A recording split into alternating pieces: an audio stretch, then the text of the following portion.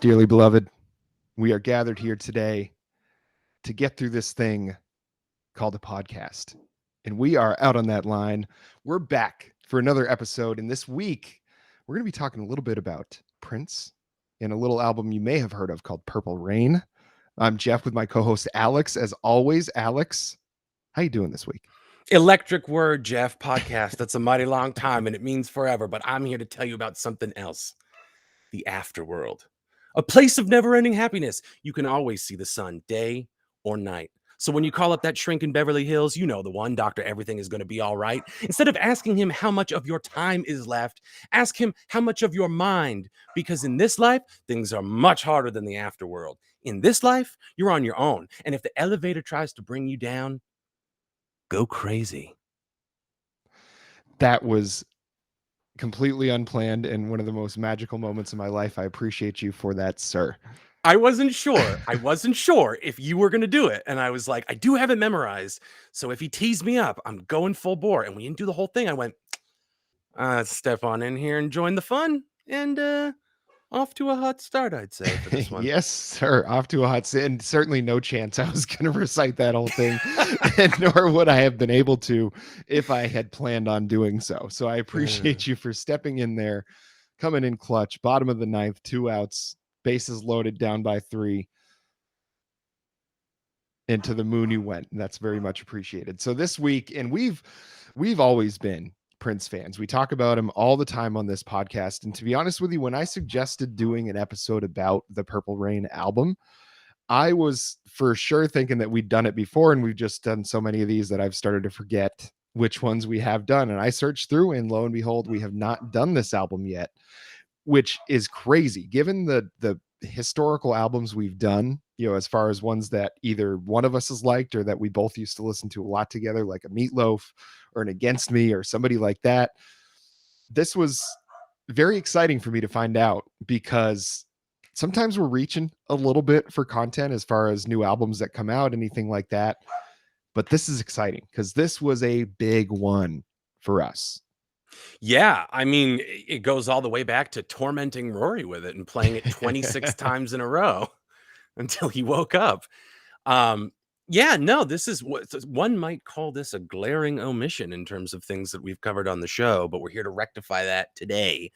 So when did you first become truly conscious of Prince in your life?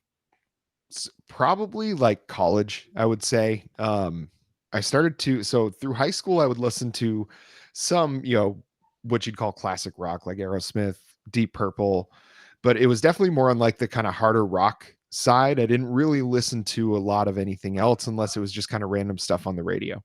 Of course, you'd hear like 1999, you'd hear Let's Go Crazy because they play those songs at events, and, it's a lot of Prince songs are very upbeat, very danceable. So they get played at events where you want that sort of vibe.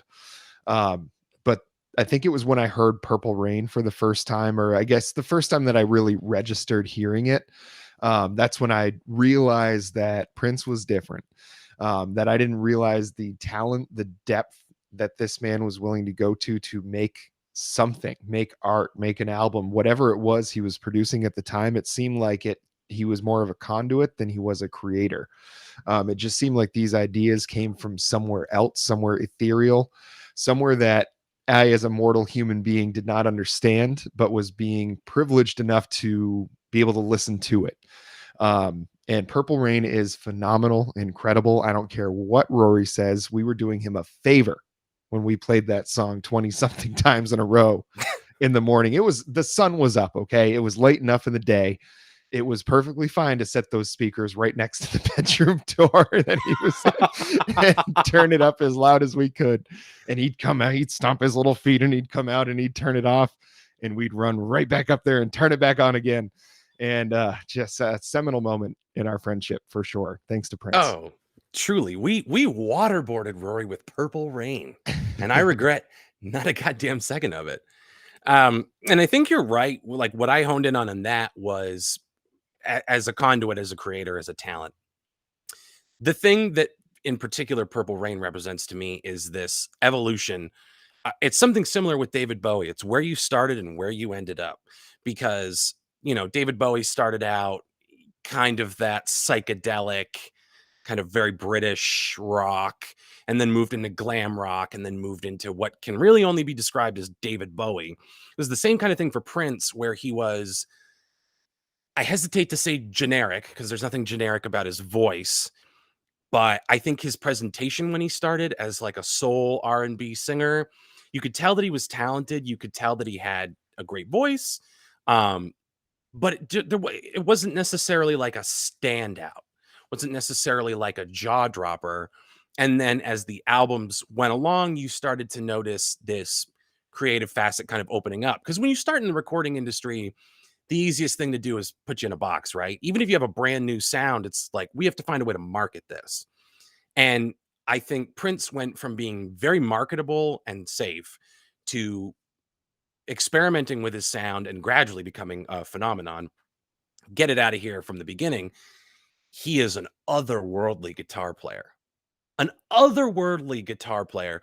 If you haven't seen the video of him and Petty and Jeff Lynne from ELO playing While My Guitar Gently Weeps, immediately go and look that up. And that was something that wasn't really showcased early on when he was like more of a soul act. And Purple Rain really was the album that was the turning point, I think, where things really started to change. And we'll get into some of the Sonic stuff that happened. But Mhm. I was fortunate, like my first exposure to Prince, I was a youngin', and my mom has low key great taste in music. She'll never talk about it, but she does. And she had a bunch of cassettes, and left to my own devices, I would listen to them.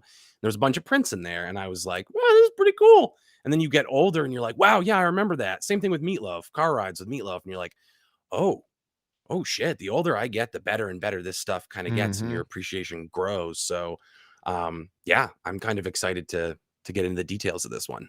Yes, and the emphasis cannot be stated enough for how good of a guitar player he was. And I think at the time that he was alive, from probably the last, I don't know, 35 years of his life, I guess, he was probably once Stevie Ray Vaughan died, Prince was the greatest living guitar player until the day that he died. It's just unbelievable what the range that he was able to play. Like he could do your full, just straight up, straight ahead blues rock guitar if you needed him to. He could do metal. I mean, he could do jazz guitar. He could do everything. And the sounds that he would get from his guitar is things that you talk about with legends, that you can hear. There's plenty of people that are great guitar players, but they don't do anything distinct enough for you to remember them for anything other than if they were part of a band that you like.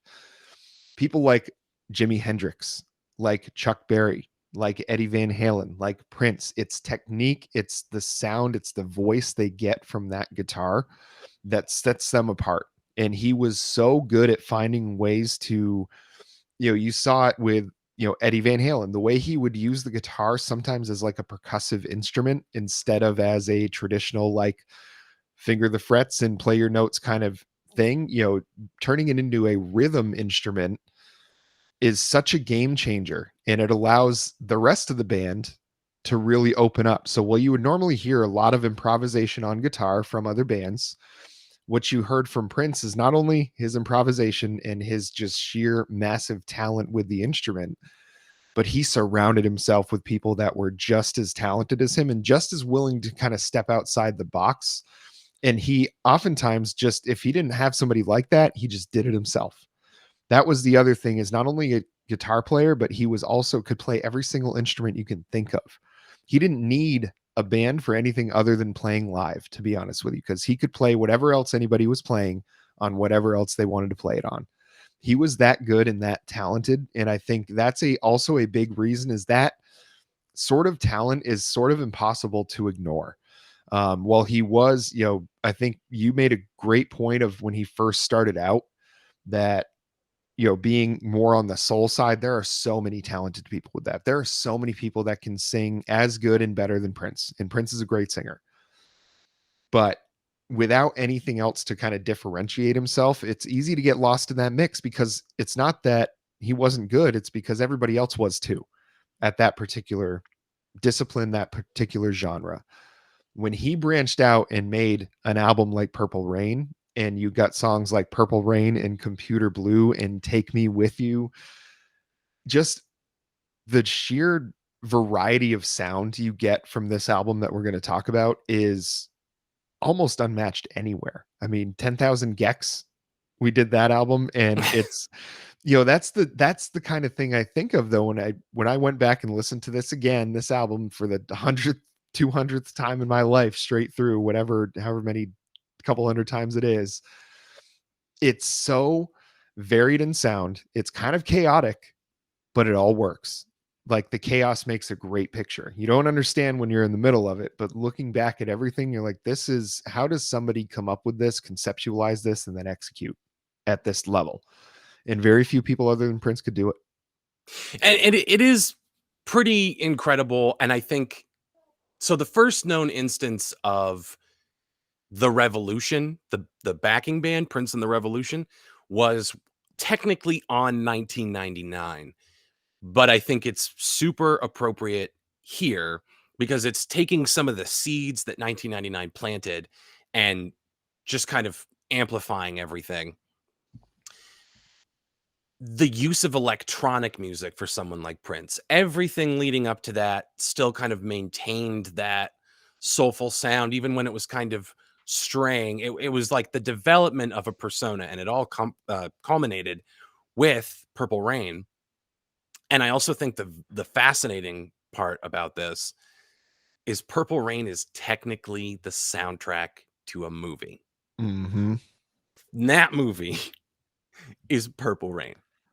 And if you haven't purified yourself in the waters of Lake Minnetonka, I don't know what you're still doing here. You ought to hop off and go watch the movie. Go take a gander at the album.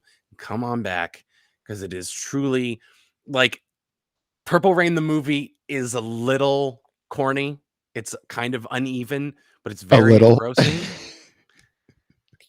Just trying to give the man a little wiggle room. I mean, it's got a classic performance by Morris Day, Morris motherfucking Day. Apollonia in the mix, a Prince protege. It's a weird, eclectic, cosmic gumbo of a film.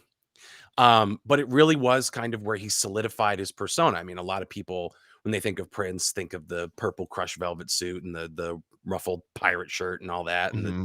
the like fresh Jerry curls and stuff like that. And so not just aesthetically, but sonically, it all came together at the right time. And again, it is the soundtrack to a movie. And as goofy and corny as the movie can get, the soundtrack is that immaculate and perfect and mature, but also like willing to get into the sexual themes and kind of experiment with. I mean, we're talking about, the 80s here. So like a Computer Blue, we're kind of dabbling with like changes in technology, and it's not, it's just kind of interesting to see how he seized a moment and changed the trajectory of his entire career. Not that it was on a downswing or anything, but just like he moved it to a whole new level. Again, the parallels with Bowie, where you start off as one thing, you become another, and then you really find like what is the classic David Bowie. I would argue, Mm-hmm. I know everyone loves like Ziggy Stardust, David Bowie, but Yeah. for me, the Thin White Duke is really kind of where it's at Mm-hmm. as far as persona. And Prince was someone who played with that kind of stuff in his music too, where he would adopt kind of a female affectation. There's a song, I mean, Love Sexy is one album, like one song. But there's like large stretches of that where he's just having an orgasm as a woman. It's just like, and it's all tuned up. He's just such a weird motherfucker. And this was kind of the dawn of Prince when everybody thinks about Prince. Mm-hmm. Yeah. And he, like, I don't think it can be overstated, the almost like kind of hypersexualization of everything in his music.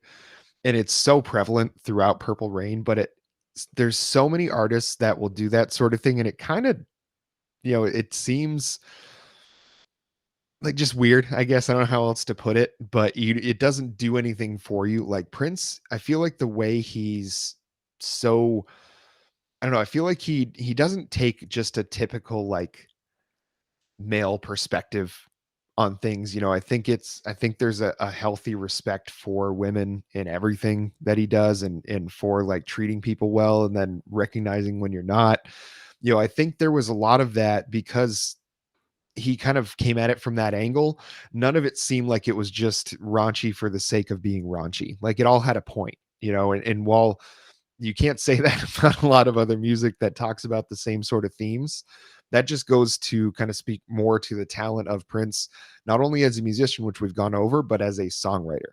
Because there's like, we're talking about what is Darling Nikki. I mean, you want to talk about a song that's like, there's no questioning what it's about whatsoever, but it doesn't leave you with a feeling like you can't listen to that song too loud, or you don't want people to hear because it's going to be offensive or disrespectful or anything. But those themes certainly, spoken in another song, or sung in another song, are going to probably offend some people, are going to maybe make people think like, oh, this music isn't anything except for that. And I think he does such a good job at how he writes the songs and the perspectives that he uses, that you don't ever feel like there's anything other than a story being told here. Well, and I tell you who would disagree with you. I tell you who was extremely offended by Darling Nikki. Let's get into this. Our good friend Tipper Gore, who Yeah. this literally, Prince literally is the reason that parental advisory stickers go on albums now. I mean, I guess Tipper Gore and her husband and the parents' music, I forget the whole acronym, PMRC. But essentially the fun police. So what happened was Tipper Gore, her 9-year-old daughter, I think, asked for the album, and Tipper Gore went out and got it for her, and then heard Darling Nikki, which, for those who are unfamiliar, the opening line, I knew a girl named Nikki. I guess you could say she was a sex fiend. I met her in a hotel lobby masturbating with a magazine. So Tipper Gore hears her 9-year-old listening to this and hits the fucking roof and says, well, we need to protect children. So let's put stickers on albums, which is going to, in some ways, hurt the sales for certain acts. I'm sure there's varying age levels, right? Like, I think only a certain demographic, like who's going to listen to the Wiggles versus who's going to listen to Paleface the Orphan, right? So Mhm. it wouldn't necessarily hurt like Black Sabbath, but it was going to hurt someone like Prince. And your definition of objectionable, Rudy Giuliani said, I don't know what pornography is, but I can't define it, but I'll know it when I see it, kind of thing. Yeah. And that's a dangerous precedent to set. It's out of the artist's hands. And Mhm. really what this is Tipper Gore was bored and looking for a pet project. And if she had a problem with Prince and the content of the album and her daughter listening to it, why didn't she do even a lick of fucking research? Go into Tower Records or whatever, put it in the little headphones, listen and go, yeah, I'm not getting this for my 9-year-old. There is parental responsibility there that Tipper Mhm. Gore just chose to ignore and decided to start this entire stickers on albums type thing. And I don't want to like drone on and on about it, but you know who got involved in this little dispute? Was a little friend of the show we like to call Frank Zappa. He went and 3 people testified before Congress. Frank Zappa, Dee Snider, and Mr. Sunshine on My Goddamn Shoulders, John Denver. And Prince did not show up, which I kind of think is a weak move, but I guess we can discuss that.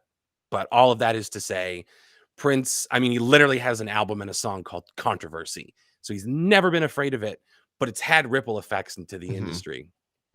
So I think he has always been, I think, kind of shy in the public eye. I think, and especially back then, I think he was very, very guarded about himself, and kind of what he was willing to let people know about him. So testifying in open court under oath and all that was probably fairly overwhelming to him if he found those other things pretty overwhelming. But also, like, you've got Dee Snider and Frank Zappa and John Denver. Like, he probably looked at it too, like, am I necessary? It's like, do I really need to be doing this? And again, I think it's you can look at it from this perspective that, as a leading artist, as somebody that's really, that this is going to affect deeply, you should go in and support the cause at least, or be there and speak your piece if you can. But I also, like, don't think an artist owes us anything. You know what I mean? So and they don't owe anybody else anything either. If they just want to put their hands up and be like, it goes how it goes, that's fine. You can feel how you feel about it, but they have the right to do that. I think I fall more on your side, that I was like, I think the more voices you have there and the more varied types of artists that you have there, like John Denver being there, I think is great, because Dee Snider was the head of and the front man of a metal band. So obviously they were going to be like, of course he doesn't think that this should be outlawed or anything. And then you have Frank Zappa, notorious asshole. So, people are going to choose to take him seriously, whether or not they like him anyway. Um, John Denver is probably your most rational voice there. Prince, who knows what he would have done? Because interviews he's done, like, he's a weirdo too. Like, he was a total weirdo. And I think a lot of that came from some like social anxiety and being guarded about yourself. And if you're kind of deflecting things and being clever, you don't have to admit things, that you really have like personal opinions about, or that you feel passionate about, or makes you sad, or makes you happy, or anything. You can just kind of be like, embody that persona and not have to worry about people really knowing anything about you. And really, primarily and selfishly, the one reason I wish that he had been at these hearings, and that I wish I could have been there, is I would like to be like, now, Mr. Prince Rogers Nelson, Mr. Prince, I have a question for you that's been haunting me since I came of age and learned what masturbation meant. When you say she was masturbating with the magazine, do you mean she was using it as masturbatory material? Do you mean she was rubbing it on herself? Or do you mean she rolled it up and used it as a marital aid? These are, Mr. Prince, I'm just asking questions, which is a literal debate I've had with people. They're like, what do you mean by masturbating with a magazine? I would say, well, probably using it as material. But I see everybody else's point.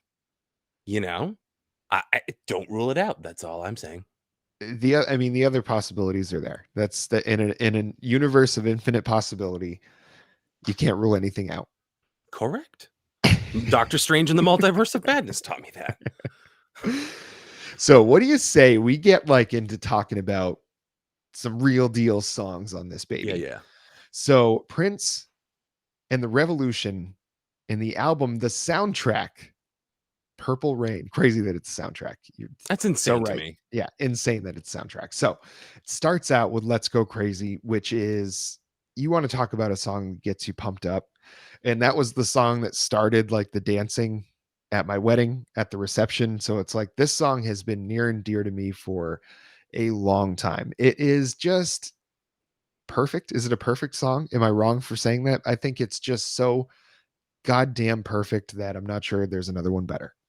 Is it a perfect album is another question too. I would say yes. Yes. I was slightly spoiled at your wedding because I had the run sheet. Like, giving a speech, I kind of knew it was coming when, and I saw that. Mm-hmm. And I was the gif of Robert Redford and Jeremiah Johnson just going, as I saw that. And because this is a video exclusive, you do see the reference. But it's such a fire starter. And again, as an introduction to like a leap forward in the sound, you're not sure with the narration, which we started the show with, dearly beloved, it's going to be something a little different. But as soon as it kicks in with the dan, dan, dan, dan, I like, you could be chained to the wall and you're going to dance. And it's a seamless blending of, we always say it's not Dylan's Masters of War lyrically. The themes and ideas that it's mulling over are not necessarily, in all cases, like these giant weighty themes to wrestle with, but he knows how to turn a phrase. He knows how to pair it perfectly with the music. And so this just comes out of nowhere and sets the tone, A, for the movie, B, for the soundtrack, C, for Jeff's wedding. And it's just one of those things too, when we talk about it being a soundtrack to a movie, it's an album. It's an album, a standalone album, but it's also the soundtrack to a movie.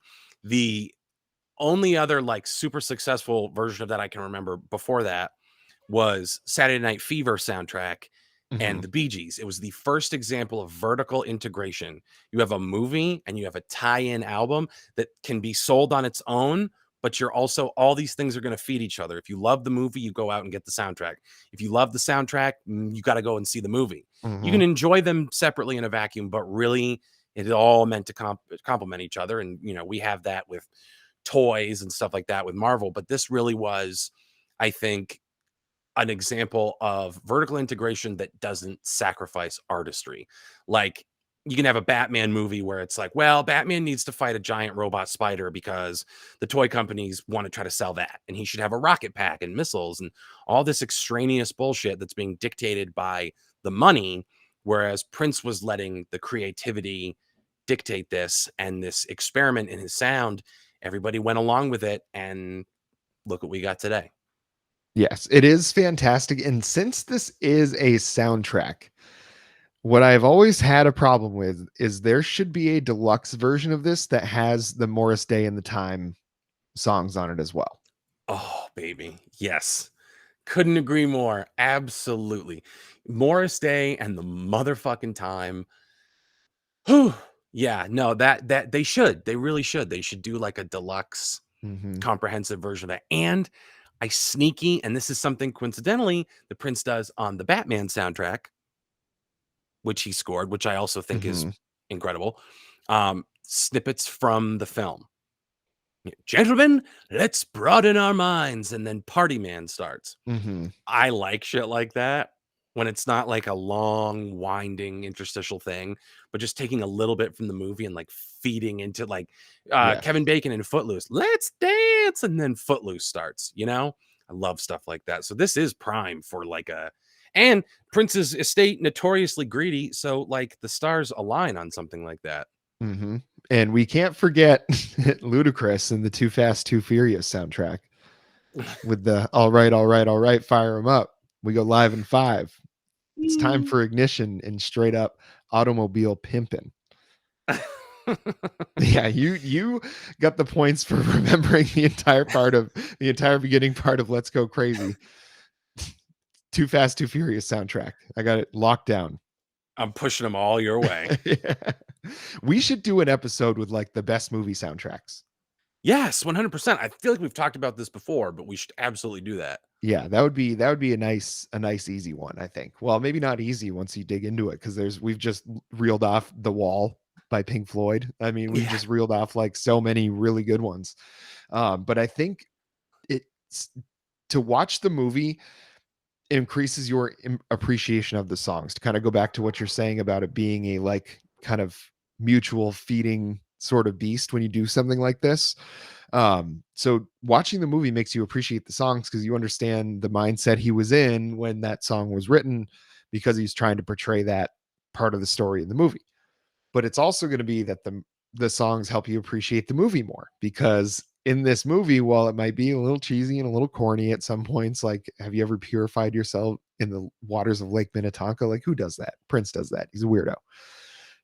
You have these truly phenomenal, excellent songs, which if the movie was complete garbage, the songs would stand on their own. Like, they're that good because the movie's pretty good and the songs are fantastic. It just kind of elevates everything. It's like the rising tide lifts all boats, and the movie and the songs are both rising tides here.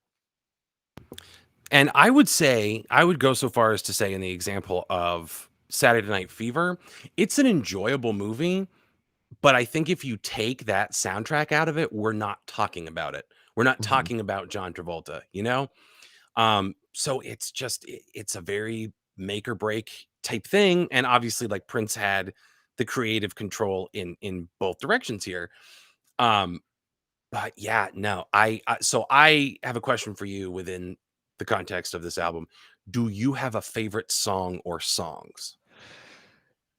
I think I'm glad you said songs because you said favorite song, and I was like, oh man, come on. Why you gotta do that? But I gotta say, I mean, Purple Rain, obviously, I mean, one of the greatest guitar solos ever. I mean, just one of the greatest songs ever. I mean, greatest. Let's Go Crazy, phenomenal. I Would Die for You. It's Mm, probably like right up there for me as well. I mean, the song is just packed full. I guess those 3, I'll just limit myself to 3. Like, those 3 for me are the ones. yeah. Because I am a devotee of Frank Zappa and a pervert, a big prevert, I love Darling Nikki. Uh-huh. I genuinely love it, and not just like, yes, it's fun to be like, isn't it novel? This the masturbation song, um, and taking him to a sex dungeon. Like, I genuinely appreciate that song. Again, it's a great example of storytelling, um, and just like an expert use of everything that makes Prince Prince. He's got that kind of sexuality to it. We're getting that, yeah, Nikki, that like crazy vocalization that he can do. And it's not just like throwing it out there to throw it out there. It's obviously like, Mhm. he's sat in gum, he's climaxing. Um, so again, it's like using your voice as an instrument, doing the storytelling. It's not content to just be like A, B, A, C, get the fuck out. Um, so I love the kind of funhouse ride that Darling Nikki is. I obviously you got to give it up for Purple Rain. It's such a like time capsule of the 80s. I listened to it and I'm like, I was not alive to appreciate this. And if Mhm. I were, I wouldn't have been old enough to appreciate this. But there's just something about it that takes you out of time and out of space to like a moment. And like maybe that sounds a little too woo woo, but it really is a song. Like I can't like listen to it in a car. I have to like sit and enjoy it or be someplace where I can dance and Mhm. move because you just fall inside of it. It has this dreamlike quality. It's kind of pulling back on some of the more electronic elements and letting it be more of a traditional, fully realized band situation. And that contrasts really well with some of the other songs. I mean, like like you said, "I Would Die for You" is great.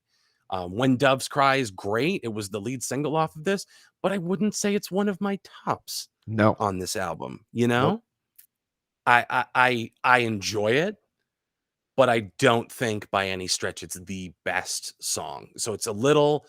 I guess Purple Rain is so long you couldn't necessarily release it as a single and get airplay. So When Yes. Doves Cry makes sense, but I don't see it as the feature that I think a lot of people do. And I think just because it was so popular on the radio, really was like Yeah. that song was massive. Certainly bigger than Purple Rain was on the radio at that point. I think over time, obviously, Purple Rain has become the kind of standard. That one or Let's Go Crazy or 1999, I think are kind of seen as like the standard Prince songs, I guess. Um, When Doves Cry is great. Little Red Corvette is Mm. fantastic as well. But I think those are the ones that are kind of seen as the ones for it. Um, I Would Die for You is like just such a great kind of like R&B sort of like kind of song. Like it's very soulful, but it's just so good. I love that the kind of musicality of it, like that little chime that goes, "Choo, I would die for you." Mhm. And it's like the little chime sounds. It's just such kind of an upbeat sort of feeling. It's a very simple song, honestly, but it's just the sentiment of it. It's just so awesome. And Purple Rain, the scene in the movie where he plays that song, oh oh man, what a moment in cinema.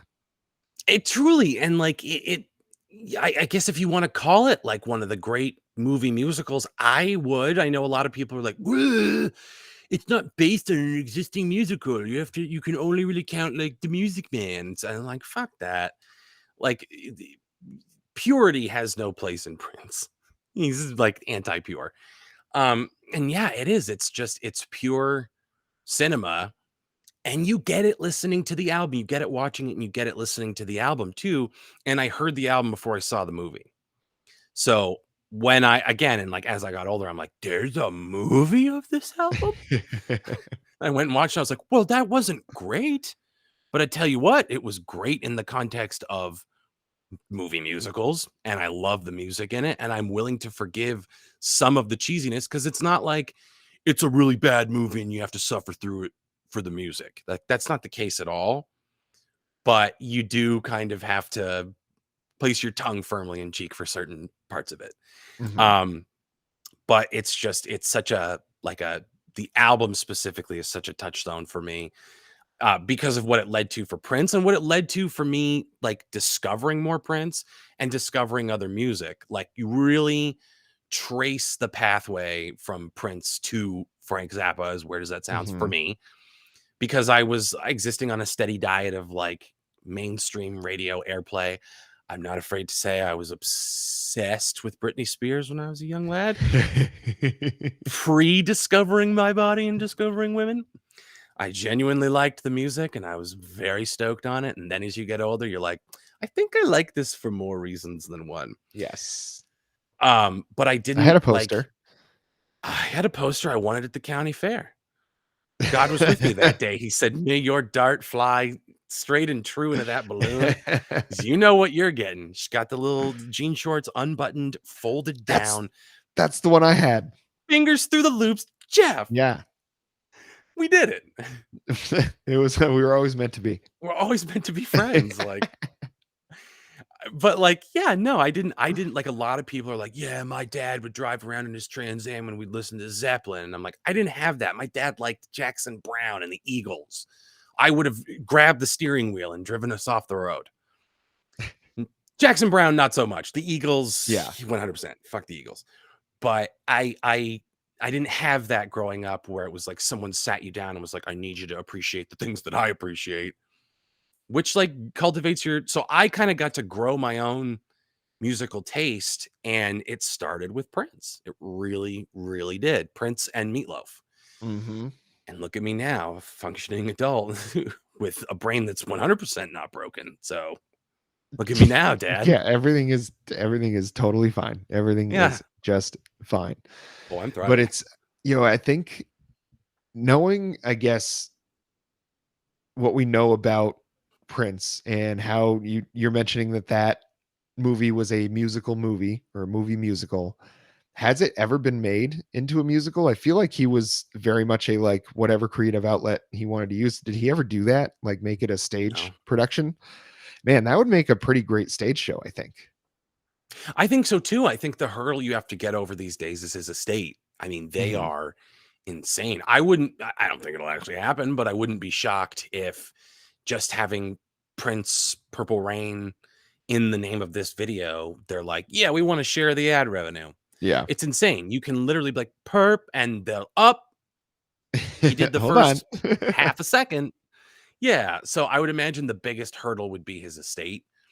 Like I'm going to a wedding in Minnesota and the place that we're staying is 6 minutes from Paisley Park, and I Okay. can't go because the tickets are so prohibitively expensive to walk through the motherfucker's house and look at his shoes. Yeah. It's absolutely insane. So, no, it isn't a musical, and I think that's the hurdle you'd have to get over, but you're absolutely right. I think it would, do Matrix money if you did it on Broadway, you know?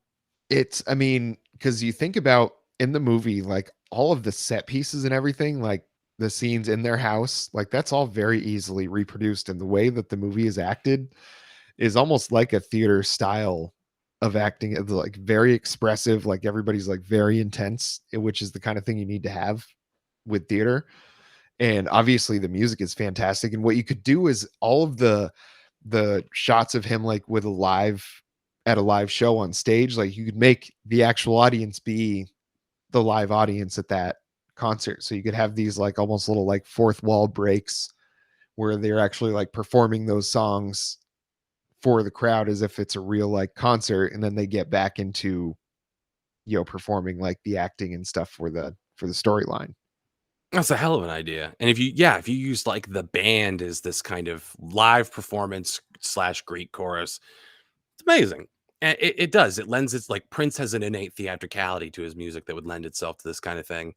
Um, and it makes total sense that I love it. It makes total sense that I found my way to theater later in life. Um, so like for that reason, yeah, it is just like such a precious album, I think, in music canon. One of the most important, and I'm not like just being hyperbolic, one of the most important albums preserved by the Library of Congress for being culturally Mhm. significant. So, it is a landmark album. We could stay here for 2 more hours and talk about it. I do have a question within the context of his album, another one for you. If we're Another gonna one. go ahead, uh, another one. We the best. In the context of the fact that everybody has to acknowledge that Purple Rain is it. I truly do believe it. You might be like, yeah, but there are better albums. It's like, shut your mouth, shut up. We're going with this assumption that Purple Rain is top tier, right? Sean Connery is the original Bond. Everyone can have a favorite after him. You can have a Mhm. favorite Bull after Michael Jordan, but you got to acknowledge what's at the top of the pile. That's Purple Rain. For you, do you have an album or albums that are your favorite from Prince? From Prince, I mean, it's this Purple Rain. I mean, I really like the Artificial Age. That was a great album. I think you had that one Fun. on vinyl when we lived Hmm. together in Texas. So that one got a lot of play. That was fantastic. 1999 is phenomenal. That's probably the only other one I'd consider to be even close to Purple Rain. The self-titled is great. That's definitely like the kind of old Prince, the one that wasn't quite making it, but it's like you kind of hear where it was all going to come from later. And it's, yeah, so I would say Purple Rain, easily number one. 1999, probably like somewhat close. They're within shouting distance, number two. And then Artificial Age and the self titled probably tied at three. Okay, interesting. Because I look at it, you have kind of, I guess, your more like academic heady pick. Like there'd be people that would be like, clearly it's Sign of the Times, and I would even put Sign of the Times Yeah, intellectually above Purple Rain. It's like we're not talking about intellectually, no. okay? It's what do you enjoy the most? And for me, it's a lot of the earlier stuff because he was prolific. He was putting out Hmm. albums like not like you think. I mean, the only person that beats him for me is King Gizzard and the Lizard Wizard because they made an album while we were sitting here recording this. Yeah, But so they he was probably prolific. did. Dude, I'm gonna wake up tomorrow and it's gonna be like surprise Petrodragonic Apocalypse Part 2, and Yeah. it's a ballet. But like Prince was so prolific that there was such a volume of content, and not all of it was good. You're allowed to say that. Yes. Prince made some plops. There were some Hmm. ploppers, but I think a lot of like that early run for me is like the sweet spot. Going as far back as Prince, For You, Dirty Mind, Controversy. I think 1999 is probably also my second pick, my heart pick. Hmm.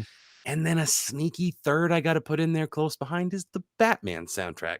It's a little all over the place, but I think the novelty of Tim Burton directing Hmm. Batman with a soundtrack by Prince kind of sews the whole thing Hmm. together for me. It's just too weird to function, and yet it does. See, I don't even consider the Batman soundtrack to be a Prince album. It just like doesn't fit in that box for me, I guess. Even though it is. Like he's the one that he came up with the entire concept and creation of that album and those songs. So yeah, that I mean, valid pick. Just when you said it, I was like, duh, that's a Prince album. Wouldn't have even thought of that. And that's Prince, baby. Like a voice message that he recorded to his assistant, go get bread. That can be your favorite Prince album. You know Mhm. what I mean? That's the beauty and the versatility of Prince Rogers Nelson, baby.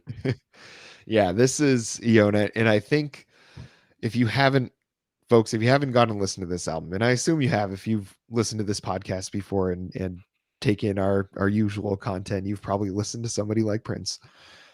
But if you haven't, go do it. And if you haven't watched the movie, go do it. You can find it on Blu-ray for cheap. I promise. I have it. I think I paid like $5 for it. It's just such a great because I feel like that's the best look we've ever gotten at Prince.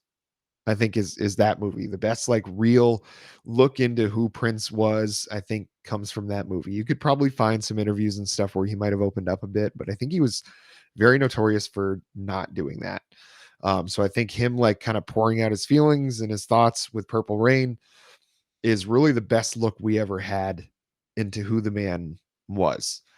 And what a monster of a musician, what a monster of a man, and just truly, truly classic album. Go out and listen to it if you haven't already. Yeah, this is an obvious buy it. And Jeff and I don't have to do that because we already own it. Yeah, Multiple we are. I format. think I own it like 3 different formats. Exactly. It's all perfectly legal. It's all Um, perfectly legal. yeah, that's obviously run out, run, don't walk. It's our take. Yeah, that's our take. Go out and listen to it. We'll be back next week with another episode for you. Make sure you're checking that YouTube channel where you're finding this video. Just go to the regular page. Go check out our reaction videos. Go check out more of these podcast videos. Let us know what you want to hear down below in those comments. And where are they going to find that comment section, Alex? It's been a You're couple gonna weeks. We'll see if you still got it. It's been a couple weeks, but let me tell you about, once again, a world of never-ending happiness. You can always see the sun day or night. And that is youtube.com/c/out on that line. Not only do we have full episodes of the podcast, not only do we do reaction videos, but we also have an oft neglected series called Singles. Are you wondering what that's about? So are we. We haven't done one in a long time. We also have a series called On the Record, where guest of the show Tanner comes in and we do these kind of like deeper dives into the lore and the stories behind artists and the albums they made. We have a lot of fun over on the channel. Okay, we're always experimenting, coming up with new things to tease and titillate and please your palate. So why don't you come let us put our love inside of you and all over you at youtube.com/c/out on that line. Again, just stop doing what you're doing and listen to me for 1 second. It is youtube.com/c/out on that line. Okay. Okay. Until next time.